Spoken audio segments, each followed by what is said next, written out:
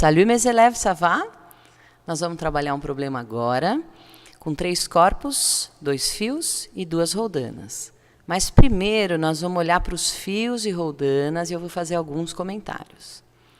Então, o corpo A interage com a roldana cinza e a roldana cinza interage com o corpo A, formando um par ação e reação. Lembrando da terceira lei de Newton, tem mesmo módulo, sentidos contrários, corpos diferentes. O corpo B interage com a roldana cinza e a roldana cinza interage com o corpo B, formando um novo par ação e reação. O corpo B interage com a roldana preta interage com o corpo B, formando um novo par ação e reação. E o corpo C interage com a roldana preta interage com o corpo C, formando um novo par ação e reação. Lembrando que a tração em cada fio é a mesma, então eu tenho uma única tração no fio cinza e uma única tração no fio preto, e elas são diferentes. Então, como que eu vou trabalhar? Eu vou focar nos corpos. E aí vou renomear essas forças. Então, eu vou pensar assim: o A interage através do fio com o corpo B. E o B interage através do fio com o corpo A. Por isso que no corpo A vai chamar TBA e no corpo B vai chamar TAB. O mesmo raciocínio eu vou aplicar para o BC. O B interage com o corpo C através do fio preto. Então, vou renomear essas forças de tração, TCB no corpo B e TBC no corpo C. Agora sim, nós vamos começar a resolver o problema. Então, o primeiro passo da vida é representar as forças nos corpos. Então, a interação com a Terra, e aí você tem que ver e lembrar lá que P igual a mg, e nos planos inclinados a gente vai trabalhar com as componentes Px, que é Pseno, e Py, que é Pcosseno. Por que eu não vou decompor o Pb? Porque não está no plano inclinado.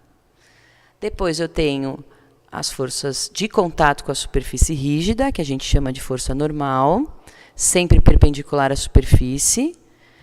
A gente tem as trações, que eu já discuti no slide anterior, que é a interação entre A e B é através do fio cinza, e a interação entre B e C através do fio preto. Ah, Beth, está faltando uma força, verdade. Está faltando que força? É isso aí, está faltando a força de atrito. Mas eu não consigo ainda posicionar a força de atrito. Então, eu preciso agora fazer alguns cálculos para saber para onde que eu vou desenhar a força de atrito. Então, eu preciso calcular Px para os 2 corpos que estão nos planos inclinados. Mas, como a gente já vai aproveitar uma tacada só, a gente calcula Px e Py para os 2 corpos. Px é Pseno e Py é Pcosseno. Lembra que o corpo A está numa inclinação de 30 graus e o corpo B não tem inclinação nenhuma e o corpo C está numa inclinação de 45 graus. Captou? Posso continuar? Beleza. Então, agora eu vou ver qual é a tendência de movimento, vou olhar para o sistema como um todo para saber desenhar o FAT. Então, NA e PAY cancelam porque está em equilíbrio nessa direção perpendicular ao plano. Assim como NB e PB eu cancelo porque está em equilíbrio nessa direção, e NC e PCY também cancelo porque está em equilíbrio nessa direção. Já discutimos que força no mesmo fio é a mesma, então as forças no fio cinza se cancelam e as forças no fio preto também se cancelam. Sobra PAX com PCX, e aí ao comparar eu percebo que PCX é maior do que PAX, está faltando ali colocar a unidade, então 10 newtons e 21 newtons, então eu tenho a tendência do C descer o plano inclinado. Como eu vou representar isso? Com esse tracejado aqui, ó.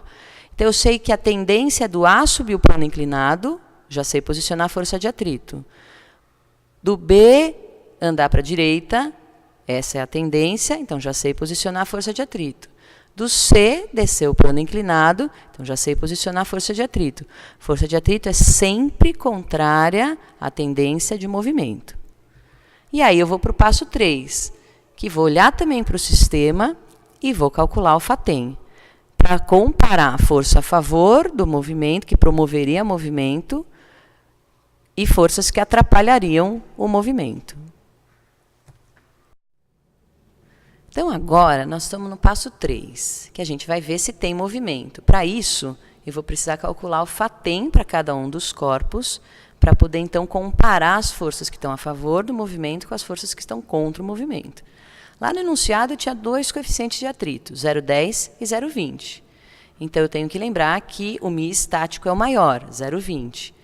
Já que Φ igual a milene, então, eu tenho que lembrar também que a normal para o corpo A é igual a PAY, a normal para o corpo B é igual a PB, e a normal para o corpo C é igual a PCY. E aí, vou fazer a comparação de forças. A única força a favor do movimento é o PCX.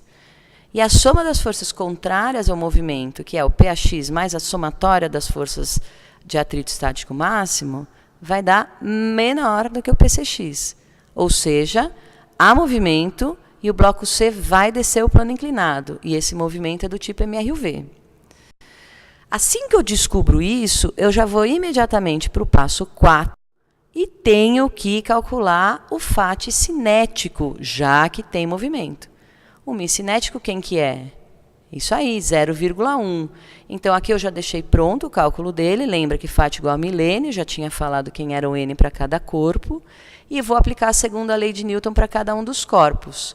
Então, eu vou ter que pensar para cada um dos corpos para onde é o movimento e montar a segunda lei, R igual a MA.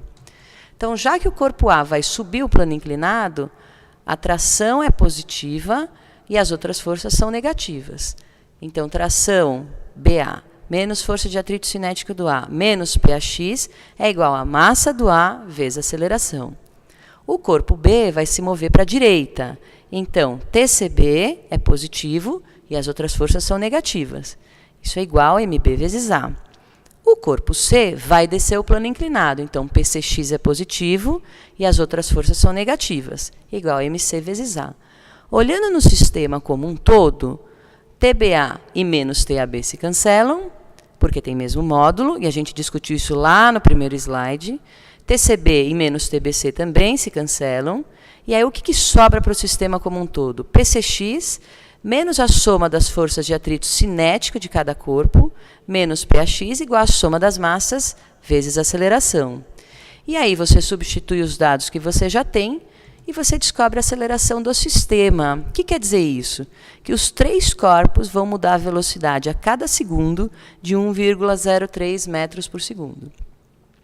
Bom, o que fazer mais, Beth? Quero calcular as trações nos fios, no fio cinza e no fio preto. Então, primeiro, eu vou calcular a força de tração no fio cinza, entre os corpos A e B. Então, eu vou escolher a equação do corpo A, vou substituir os dados que eu tenho, e acho 13,8 newtons. E agora eu vou calcular a força de tração no fio preto. Vou usar a equação C, substituir os dados que eu tenho, e assim eu provo para você que as duas trações são diferentes. Beleza? Então, esse é um problema complexo, mas que verifica todo o processo, e eu te desejo sucesso. Au revoir, mes élèves!